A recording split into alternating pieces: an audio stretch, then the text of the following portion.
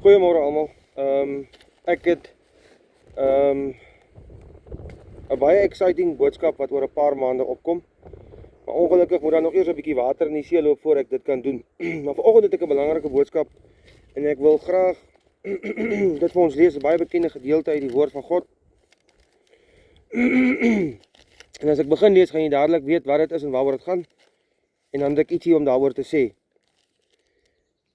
In Lukas 15, die gelykenis van die verlore seun, en ek weet ons almal het al hierdie boodskap geluister, maar ek wil hê julle moet mooi luister wat hier staan.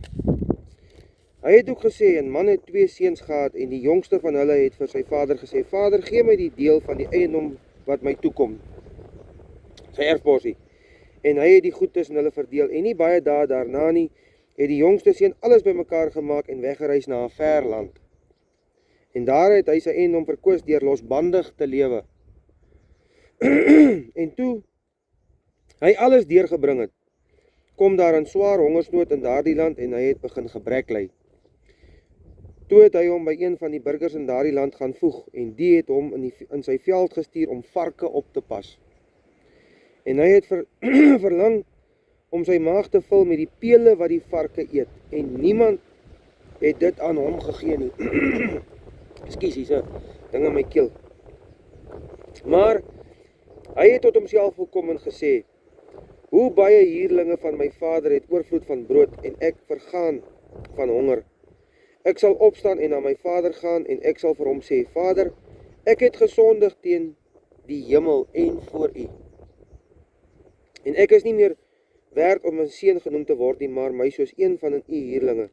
En hy het opgestaan en na sy vader gegaan, en toe hy nog ver was, het sy vader hom gesien en innig jammer vir hom gevoel, en gehardloop en hom omhels en hartlik gesoen. En die seun sê vir hom: "Vader, ek het gesondig teen die hemel en voor U, en ek is nie meer werd om U seun genoem te word nie." Maar die vader sê vir sy diensknegte: "Bring die beste kleed en trek dit aan hom, en gee 'n ring vir sy hand en skoene vir sy voete, en bring die vetgemaakte kalf en slag dit, en laat ons eet en vrolik wees." Windjie waai lekker vandag hier so in die veld. "Want hierdie seun van my was dood en hy het weer lewendig geword, en hy was verlore en is gevind, en hulle het begin vrolik word." En sy oudste seun was in die veld, en terwyl hy al nader in die huis kom, hoor hy musiek en beurtsange. En hy roep een van die diensknegte na hom toe en vra wat dit beteken. Die sê vir hom: "U broer het gekom en u vader het die vetgemaakte kalf geslag, omdat hy hom gesond teruggekry het, en hy het kwaad geword en wou nie binne gaan nie. Sy vader gaan toe uit en smeek hom, maar hy antwoord en sê vir sy vader: Kyk, ek dien u so baie jare, en ek het nooit u gebod oortree nie. En vir my het u nooit 'n bokkie gegee nie, sodat ek saam met my vriende vrolik kan wees nie. Maar toe hierdie seun van u kom, wat u goed met hoere deurgebring het, het u vir hom die vetgemaakte kalf geslag." Toe sê hy vir hom: "Kind, jy is altyd by my, en altyd wat myne is joune. Ons moet tog vrolik en bly wees, want hierdie broer van jou was dood en het weer lewendig geword, en hy was verlore en is gevind." Nou mense, ek lees vinnig, want ek wil nie graag hê hierdie video's moet te lank raak en te uitgerek raak in goeters nie. Daar's 'n boodskap wat ek wil bring en die goed raak te lank en uitgerek. Nou, ek het al preke geluister oor die verlore seun wat baie goed was. Die sprekers en die predikers wat hierdie gelykenis uitgelê het dit so uitgelê dat jy hoendervleis gekry het en jy trane in jou oë gekry. En ek is nog nie daar nie, so ek gaan dalk nou nie vandag 'n boodskap bring wat vir jou gaan trane in jou oë gee of wat jou hoendervleis gaan laat kry nie. En ek dink elke ou wat hierdie ding lees van die verlore seun sal seker dit miskien op 'n ander manier interpreteer en sal miskien anders daaroor voel of iets anders daaroor wil sê. Maar wat is die kroeks van hierdie gedeelte? Wat staan uit? Nou mense, ek het nog so 8 maande om te gaan, dan gaan ek my getuienis bring, en daar's 'n rede hoekom ek sê 8 maande, en daai dag sal ek my getuienis bring, want ek glo vas dat daar baie mense daar buite is wat kan vereenselwig met dit wat ek deur is. Nie dat ek nou spesiaal is, of dat my saak nou so spesiaal is, dat dit nou erger as ander mense se goed is nie. Maar ek weet, dat daar baie mense is, wat deur bitter moeilike tye gaan, en uit sonde uit nie kan kom nie. Jy is so vasgevang in hy sonde, dat jy kan nie uitkom nie. Wat ek glo, en ek hoop, sal baat vind by my getuienis, en tot bekering kom in hulle harte vir Vader gee, vir Yeshua gee, vir Jesus gee. Want die tyd loop uit. Jou lewe is nie, jy is mos nie verseker van jou tyd nie. Tyd staan mos nie stil nie. En as jy ongered doodgaan mense, dan gaan jy hel toe. Dis sap A wiskunde. Dis maklik om te verstaan, daar is niks daaraan nie, as jy nie gered is nie, as jy nie moeite gemaak het met God nie, as jy nie jou lewe vir Yeshua gegee het nie, jy gaan hel toe gaan. Nou, hierdie gedeelte wat ek nou gelees het van die verlore seun, praat van 'n kind wat opgedruk het vir sy erfporsie. Met ander woorde, hy het nou nie kans gesien om te wag tot sy pa doodgaan, en dan erf hy nou nie. En dit is nou waar die probleem begin, want hy is 'n jong man. Sy pa gee vir hom alles. Ek sien dit so baie hier fisies in hierdie lewe wat ons lewe.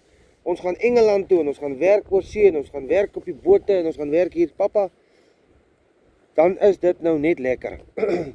Alles wat verkeerd is, word gedoen in die oortreffende trap.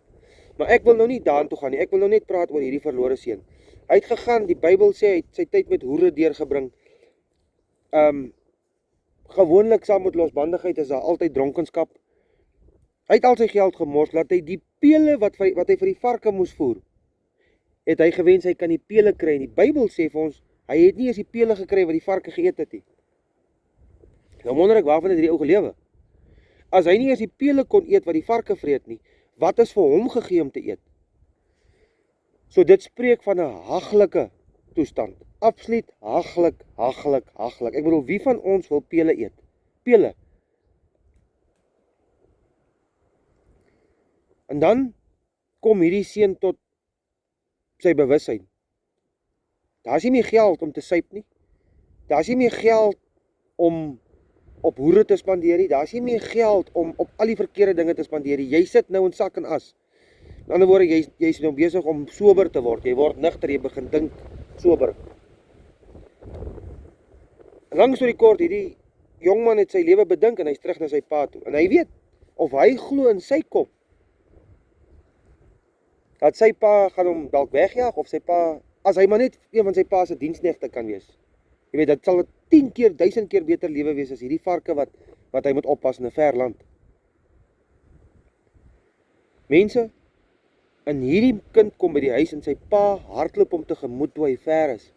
Hy omhels hom, hy trek vir hom 'n kleed aan, hy gee vir hom 'n ring in sy vinger. Hy slag 'n vetgemaakte kalf, hulle hou fees want sy kind het teruggekom. Nou ek wat self 'n pa is wat 3 kinders het.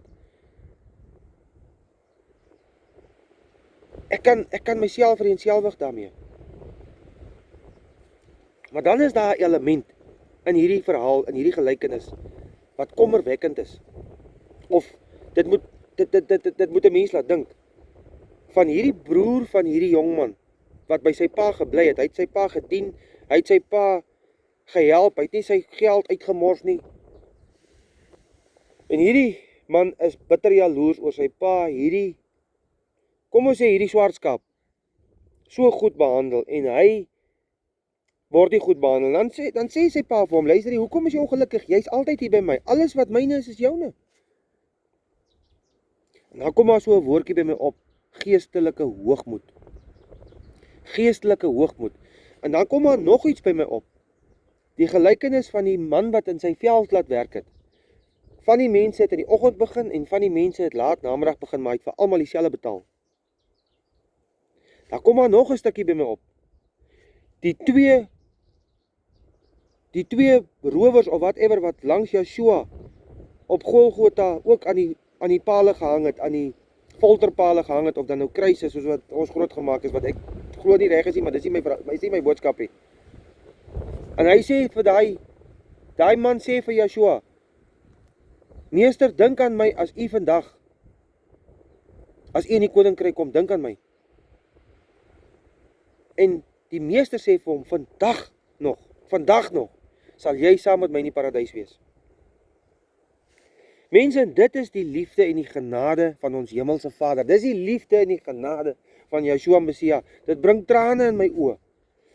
Want jy het tot op die laaste asemteug 'n kans om jou lewe reg te maak. Maar hoekom wil jy so lank wag? Hoekom wil jy wag tot jy met kanker gediagnoseer word en lê op 'n bed? Jy kan nie meer praat nie, jy kan nie meer asemhaal nie. Hoekom wil jy wag tot dan toe? Nog 'n doppie, nog 'n sigaretjie, nog 'n pon videoetjie, nog 'n bietjie al die lekker verkeerde goeters. Yes, my broer word volgende naweek word hy 21. Ek sal bekeer na daai party. Hierdie troue van my beste pel is nou oor 2 maande. Ek kan mos nie nou ophou drink nie. Ons gaan mos nou kuier op daai troue. Mense, vir 31 jaar. Vir 31 jaar van my lewe het ek so geleef. Van die een partytjie na die ander partytjie. Tot 'n gebeurtenis wat my in my fondamente geskit het. Nou ek gaan nie vandag sê wat dit is nie, ek sal daarvan getuig oor so 8 maande of wat as ek my getuienis gee. Maar daai dag, toe hierdie ding gebeur het met my, het ek besef, jy speel met God, boetie. Jy speel met God. En die Bybel sê, God laat hom nie bespot nie. God is not mocked. Mense, wil ons regtig waar die kans vat om te wag tot op die einde toe? Ek wil nie die kans vat nie. Ek wil nie daai risiko loop, terwyl ek weet wat reg is. Terwyl ek weet wat noem jy dit, die risiko is. So 'n treetjie van lewe of dood, 'n sekond, verlore vir altyd, jou siel in die hel gewerp. Net omdat ek nog 1 sigaretjie wil rook, 1 pon videoetjie wil kyk, nee man, volgende naweek is daar 'n helse groot braaiparty hierso. Ek kan dit nou nie. As ek daar klaar gekuier, dan sal ek nou myself uitgekuier, dan gaan ek nou tot bekering kom. Want jy lieg vir jouself en die Satan is besig om vir jou te jok. Die Satan is besig om vir jou te lieg en jy luister vir die Satan. Daai stemmetjie wat met ons almal praat van tyd tot tyd en sê, waarmee is jy besig? Hou op hiermee, hou op daarmee. Luister wat ek vandag vir jou sê. Daai stemmetjie raak al stiller. Hy raak al stiller en al hoe minder frequent. En jy moet baie bekommerd raak die dag as jy besef, maar ek het daai stemmetjie maande laas gehoor. Ek hoor nie meer daai stem nie. God is not mocked. God laat hom nie bespot nie. Die gelykenis van die verlore seun is 'n gelykenis wat Yeshua vertel het. Ek en jy is die verlore seun, of die verlore dogter. God is die pa van die kind. God se vreugde is net so groot as jy tot bekering kom, soos die pa in hierdie verhaal. En jy wat die pad al 30 of 40 of 50 jaar stap, jy wat 'n bekeerling is, wat nie drink nie, wat nie rook nie, wat nie skinder nie, wat nie steel nie, wat nie lieg nie, wat eerlik en opreg is in alles wat jy doen, pas op vir geestelike hoogmoed, soos die ander broer. Pas op vir geestelike hoogmoed. As jy sien hoe iemand wat in shacks was, iemand wat in die gutters was, uit die gutters uitkom en skielik, kom ons gebruik nou maar die Engelse woord, peace and prosperity geniet. En ja, hierdie persoon, hierdie vrou, hierdie gesin, hierdie man, gaan van die een hoogte na die ander hoogte, want hulle bekering was radikaal en opreg. Pas op vir geestelike hoogmoed. Hierdie jong man het berou gehad in hierdie verhaal. Hy het groot berou gehad, soveel so dat hy gesê het, ek sal vir my pa gaan werk saam met die diensknegte, as ek sal beter behandel word daar.